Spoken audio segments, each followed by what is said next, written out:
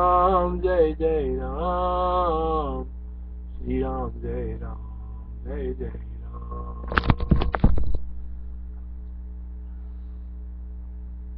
ये श्री रामचंद्र जी नर अमर नाग स्थावर तथा जंगम, ये सब के सब संबित रूपी है। भावना भावादि भी सभी इसी संबित रूप सागर की तरंग ब्रह्मादि वृत्तियां आधार संसार की सभी पदार्थ एकमात्र विनाशी संबित रूपी है। इसलिए उनके जन्म मरण आदि, इसलिए उनके जन्म मरण आदि, उनके जन्म मरण आदि की भी संभावना नहीं हो सकती। हे श्री रामचंद्र जी नर अमर नाग स्थावर तथा जंगम, ये सब के सब संबित रूपी है। भाव भावादि भी संबित रूप सागर की तरंग भ्रमियादि वृत्तियां हैं, अर्थात संसार के सभी पदार्थ एकमात्र अविनाशी संबित रूपी है। इसलिए उनके जन्म मरण आदि की भी संभावना नहीं हो सकती। समिंदरु मरु नाग संविष्ठावर जंगमम्, भावा भावादयो स्यादेश तरंगा वर्ष विद्धे। मैं संविदाकाश रूपी हूँ, आप भी संविदाकाश रूपी हैं तथा हम दोनों के अतिरिक्त ये जितने जीव हैं वे भी सब संविदाकाश रूपी है। हम लोग कभी मरते नहीं, इसमें तनिक भी संदेह नहीं है। बताइए तो सही, संविद क्या आज तक कभी ही मरी है। मैं संविदाकाश रूपी हूँ, आप भी संविदाकाश रूपी हैं तथा हम दोनों के अतिरिक्त ये जितने जीव हैं वे भी सब संविदाकाश रूपी है। हम लोग कभी मरते नहीं, इसमें तनिक भी संदेह नहीं है। बताइए तो सही, संविद क्या आज तक कभी मरी है। संविदाकाशमेवाहं भवानपि जनामि, मयामहेन कदाचित् संविद खिल करामिना। ये विशाल में श्री रामचंद्र जी, संविद का कोई संबंध नहीं है। यदि स्वयं ही यह संविद संविदा को प्राप्त हो तो चित्र विषय ने संविदा लक्षण क्रियाक्रम वेद्रुप अथवा उससे या विद्यकत्व, ये दोनों कहाँ रहे अर्थात सभी संविद रूप है। जब एक निश्चित सिद्धांत है तब संविद से भिन्न संविद व्यवस्था ही क्या है। अपने में ही सुसंविदा की कल्पना तो अपने कंधे पर अपने को चढ़ा लेने की कल्पना की सदृश है। विशाल नहीं श्री रामचंद्र संविद का कोई संविद नहीं है।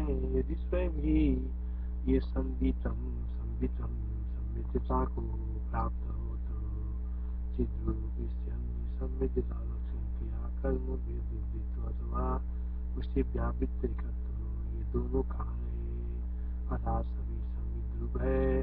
जब यह एक निश्चित सिद्धांत है तब संविद से भिन्न संविद व्यवस्था ही क्या है।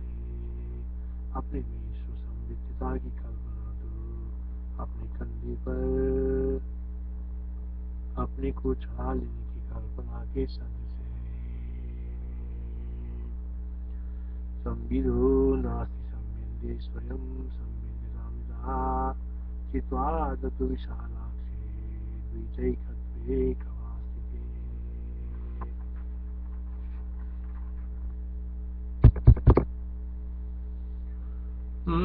कहिए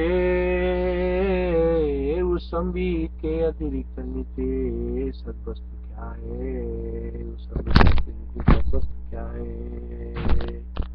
कहिए संविद मात्रा तस्मात् भूत किमेव कथिताम कथिताम लेते सत्ये तद्य में कुतूहलम्। कहिए उस संविद के अतिरिक्त नित्य सद्वस्तु क्या है। और आप ये भी कहिए कि जो मर्जी है तो फिर आज ही हम लोग जी कैसे रहे। कहिए उस संविद के अतिरिक्त नित्य सद्वस्तु क्या है। और आप ये भी कहिए कि ये जो मर्जी है तो फिर आज ही हम लोग जी कैसे रहे। तस्मिन्मात्रा दिते तस्माद्भुतं किमिव कच्चिदां म्रियते तच्चेतदद्य मे कुतुभयम् सौगतादिजुबादि है लोका यति चार्वाकादिजुबादि है वे सब के सब संविदा आकाश के सिवाय जो पदार्थ मांगते हैं कहीं वो क्या है अर्थात इन सब बातों का निचोड़ निकला कि संविदा आकाश की सभी वादियों के अपने अपने अभिमत पदार्थों के आकार से सर्वत्र प्रतीत होता है उसके बिना अन्य कोई गति नहीं है सौगतादि जुबादि है तथा लोकायतिक सार्वाकादि जुबादि है वे सब के सब संविदा आकाश के सिवाय जो पदार्थ मानते हैं कई हो क्या है अर्थात इन सब बातों का निचोड़ निकला कि संविदा आकाश की सभी वादियों को अपने अपने अभिमत पदार्थों के आकार से सर्वत्र प्रतीत होता है उसके बिना अन्य कोई गति नहीं है वादिना सौगताध्यायै ययै लोकायति काले वादिना सौगताध्या ययै लोकायति काले संविदाकाशमुत्सृज्य यन्मयन्ते तदुच्यताम् संविदाकाश कोई ब्रह्म कहते हैं कोई विज्ञान कहते हैं कोई शून्य कहते हैं संविदाकाशमेवैतद् केनचित् ब्रह्म कथ्यते केनचित् प्रोक्ष्यते ज्ञानं केनचित् शून्यमुच्यते संविदाकाशमेवैतद् केनचित् ब्रह्म कथ्यते केनचित् प्रोक्ष्यते ज्ञानं केनचित् शून्यमुच्यते कोई मदिरा मद के तुल्य था जैसे अनादि विविध वस्तुओं का सम्मिश्रण ही मद्रूप में परिणत हो जाता है कोई मदिरा मद के तुल्य था जैसे अनादि विविध वस्तुओं का सम्मिश्रण ही मद्रूप में परिणत हो जाता है कोई शैत्य आकार में परिणत पृथ्वी आदि महाभूतों का धर्म ही चेतन है उससे अतिरिक्त नहीं है ये चार्वाकों का मत है देहाकार में परिणत भूत धर्मभूत कोई पुरुष कोई चिदाकाश तथा पुरुष कोई चिदाकाश तथा शिव और आत्मा का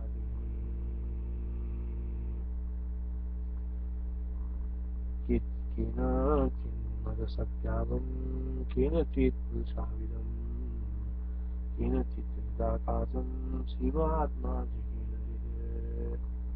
इस तरह इसके स्वरूप के विषय में नाना तरह की कल्पना होने पर भी यह चिन्मात्र स्वरूप वाली स्थिति शक्ति कहीं अन्य रूपता को प्राप्त नहीं होती क्योंकि इस तरह अनेक प्रकार से विकल्पित अपनी आत्मा को स्वयं तद्रूप ही जानती है अन्य रूप नहीं इस तरह अनेक वादियों के द्वारा अनेक प्रकार की कल्पना करने पर भी चिति के स्वरूप के विषय में किसी तरह की क्षति नहीं होती क्योंकि ये चिति समस्त विकल्पों के साक्षी होने से स्वयं निर्विकल्प स्वरूप है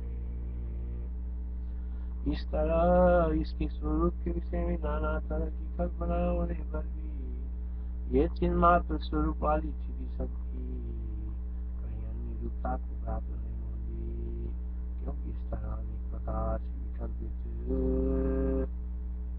अनेक तरह से विकल्पित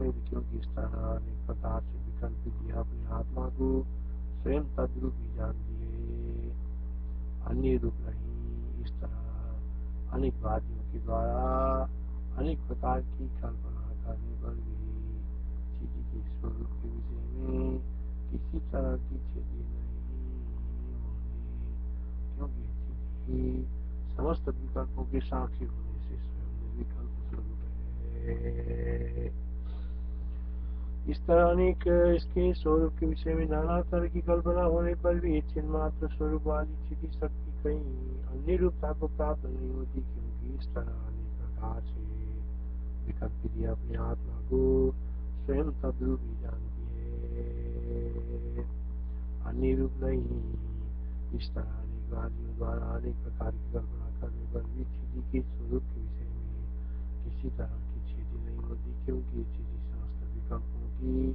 साक्षी होने से स्वयं निर्विकल्प स्वरूप है।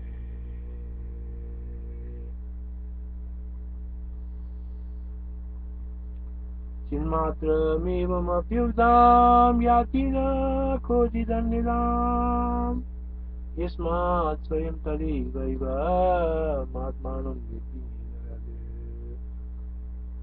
चिन्मात्रमेवमप्युक्तं याति न क्वचिदन्यताम् यस्मात् स्वयं तदेवैव आत्मानं विद्धि नरः।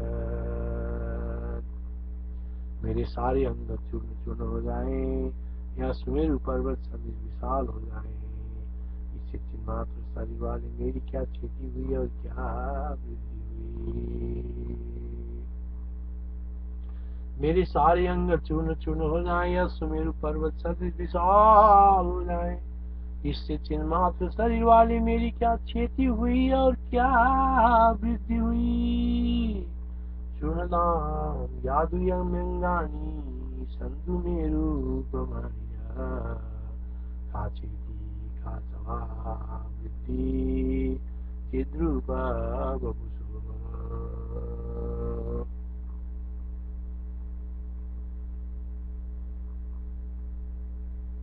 हम लोगों के पितामह आदि के शरीर मर गए, किंतु उनकी चिति तो नहीं मरी। यदि वो भी मर जाती तो फिर मृत आत्मा वाले का पुनर्जन्म ही न होता, और न तुल्य न्याय से हम लोगों का भी पुनर्जन्म न हुआ होता।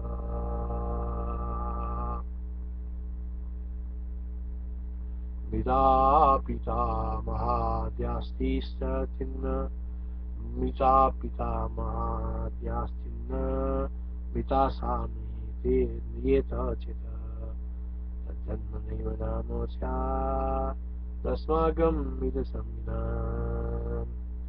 इस संविदा का साक्ष्य है, न तो ये कभी जन्म लेता है और न कभी मरता ही है, इसमें तनिक भी संदेह नहीं है। इस संविदा का साक्ष्य है, न तो ये कभी जन्म लेता है और न कभी मरता ही है, इसमें तनिक भी संदेह नहीं है। श्री रामचंद्र आकाश का नाश क्या होगा अथवा कैसे होगा यह कहें। इस संविदा का अक्षय है, न तो ये कभी जन्म लेता है और न कभी मरता है, इसमें तनिक भी संदेह नहीं है। इस आकाश का नाश क्या होगा अथवा कैसे होगा जिनमें आकाश का नाश क्या होगा कैसे होगा। इस संविदा का अक्षय है, इसका कभी क्षय नहीं हो सकता, न तो ये कभी जन्म लेता है और न कभी मरता ही है, इसमें तनिक भी संदेह नहीं है। कि श्री रामचंद्र जी से आकाश का नाश क्या होगा अथवा कैसे होगा ये कहें।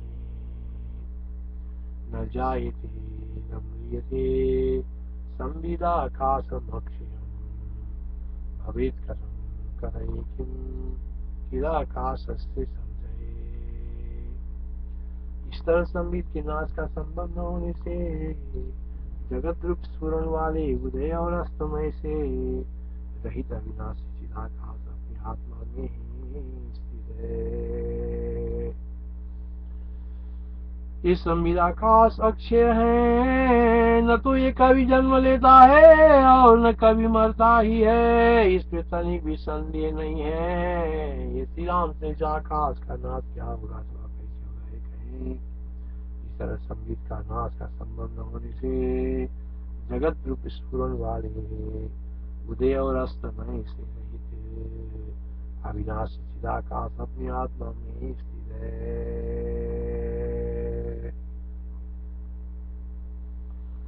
इस तरह संविद का नाश का संभव न होने से जगत रूप स्फुरण वाले उदय और अस्तमय से रहित अविनाशी चिदाकाश अपनी आत्मा में स्थित है।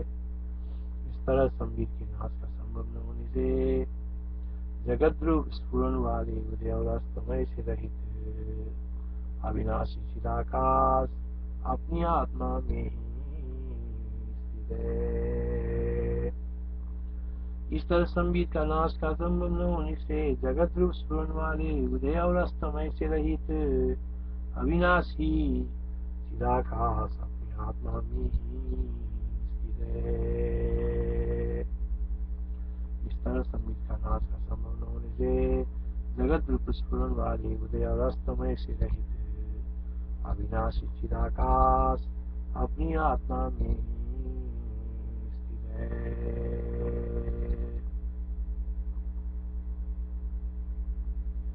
जगत रूपैककथनम् अविनाशी चिदम्बरम् उदयास्तमयोन्मुक्तं चिदमात्मनि केवलम्। न जगद्रूपैककथनम् अविनाशी उदयास्तमयोन्मुक्तं चिदमात्मनि केवलम्। चिदाकाश रूपी स्फटिक पर्वत अपने अंदर स्वयं जगत प्रकाश को धारण करता हुआ स्वतत्व साक्षात्कार रूपी अग्नि से उसका दाह करके स्वच्छ आत्मा स्वरूप में अवस्थित रहता है। चिदाकाश रूपी स्फटिक पर्वत अपने अंदर स्वयं जगत प्रकाश को धारण करता हुआ स्वतत्व साक्षात्कार रूपी अग्नि से उसका दाह करके स्वच्छ आत्मा स्वरूप में अवस्थित रहता है। चिदाकाश रूपी स्फटिक पर्वत अपने अंदर चिदाकाश रूपी स्फटिक पर्वत अपने अंदर स्वयं जगत प्रकाश को धारण करता हुआ स्वतत्व साक्षात्कार रूपी अग्नि से उसका दाह करके स्वच्छ आत्म स्वरूप में अवस्थित रहता है। यह आदि अंत तथा मध्य से शून्य है। यह आदि अंत तथा मध्य से शून्य है अर्थात जैसे स्वच्छ स्फटिक पर्वत अपने भीतर प्रविष्ट प्रतिबिंबन को परिधान करता हुआ कदाचित प्रतिबिंब बन्नी भाव को प्राप्त अपने द्वारा उस मन को जलाकर स्वरूप मात्र में अवस्थित रहता है, वैसे ही यहाँ भी समझना चाहिए।